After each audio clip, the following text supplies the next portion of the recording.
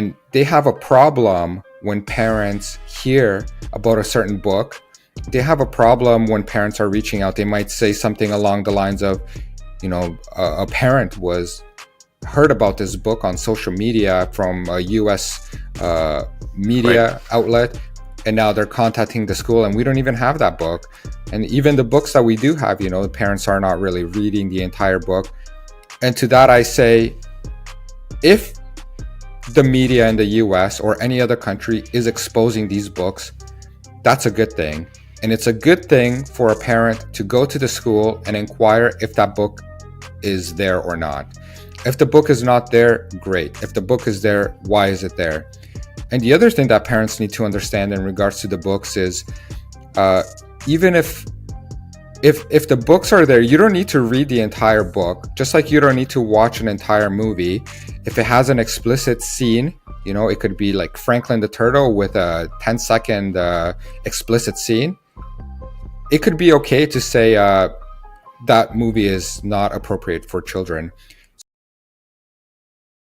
That's why I'm pretty involved with the schools, and I keep an eye out on what they're learning as well. And I speak out against the schools, and I encourage all the parents to do the same. If they don't have the opportunities to take their kids out for either homeschooling or private education, they got to be involved, and they got to protect their kids, because nobody else is going to do it for them. And the role of the family, especially the role of fathers, is to protect the family, is to protect the kids, and to speak out when it's not right. Yeah. You've spoken a few times at before the school board as in Canada we call it a delegation. So you've gone and you've spoken before the boards. Has that experience? You've done it several times. Has it changed for you? And in terms of the response that you've been getting since you first did it to now, have you noticed a real shift, or are we seeing a doubling down in the school boards? Yeah, we're seeing both, actually. There's definitely a shift, and people are beginning to become more aware. And the school board is being notified constantly, and the trustees are being emailed. And because of that, they are doubling down, because they're seeing people speak out, and in order for them to stop the dissent, they're doubling down. And the way that they're doing it is they're essentially silencing people as well. So they close the comment section. Right.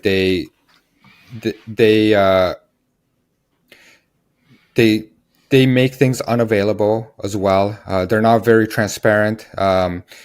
They gaslight people into saying, "Oh, like, we never said that. We didn't do that." A lot of the things, for example, is they'll say the books that we have in the library, they're approved by the Ontario government, which is not true, because they have supplementary material. So they're really trying to shift the blame, and they're not being upfront with their involvement in this, that in fact they are handpicking these books. And the list that the government has, it's more educational books, but books usually fall in two categories: education and entertainment. And they're able to pick supplementary material that they think that the kids might enjoy. So the books that are in the library are not on the government list. I've checked that list. The books that are in the library with explicit content, those are handpicked books. So they'll try to basically lead people in the wrong direction. And the other thing that they're doing as well is they're always feeling the need to educate. They're feeling the need to educate the teachers on how they can dismiss the concerns of parents. Right. They're always feeling the need to educate on how parents on how they can minimize and dismiss all those concerns. Basically, "Oh, it's not that bad. Those books, you don't need to worry about it. Did you even read the entire book?" So they got different methods of dealing with this. And they have a problem when parents hear about a certain book. They have a problem when parents are reaching out. They might say something along the lines of, a parent was heard about this book on social media from a US media outlet, and now they're contacting the school, and we don't even have that book. And even the books that we do have, the parents are not really reading the entire book. And to that, I say, if the media in the US or any other country is exposing these books, that's a good thing. And it's a good thing for a parent to go to the school and inquire if that book is there or not. If the book is not there, great. If the book is there, why is it there? And the other thing that parents need to understand in regards to the books is, uh, even if the books are there, you don't need to read the entire book, just like you don't need to watch an entire movie. If it has an explicit scene, it could be like Franklin the Turtle with a 10-second explicit scene.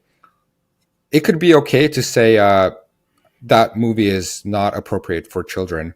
So you don't need to see the entire context Right. to realize that something is inappropriate. All you got to know is that they hide adult content in children's books, and it's not appropriate.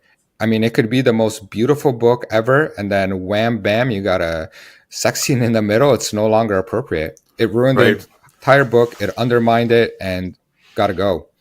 And that's the way the school board is handling the growing dissent.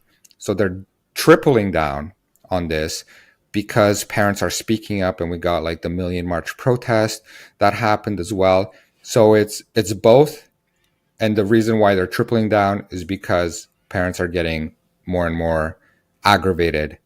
So it's Yeah. causing like a cycle where, yeah, parents are just even more angry because they triple down, and then they Yeah. triple down more, which causes parents to be even more angry. And we're seeing the attack on specifically books that are related to Soji. For example, Genderqueer is one of the most banned books and most and from my experience in recent years, it's been challenged quite often here in BC. But And you might just explain it's a book. It's sort of a memoir, a book about a person's growing awareness of their own gender identity.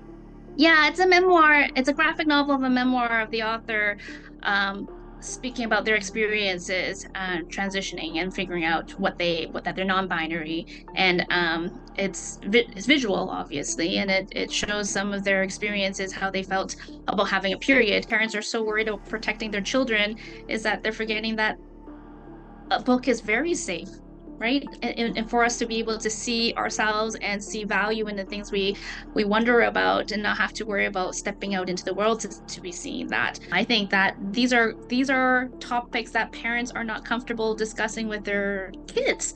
So why wouldn't you want a nice book to talk about sex?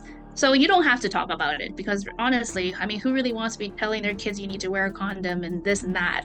I think it's better off in a book. Wouldn't you rather they find out about it in the library, from a book that's being written and published and reviewed and selected, rather than all of those other places where they're going to find out about sex, because they are, but in the safe space of the library, maybe they're getting better information, just maybe.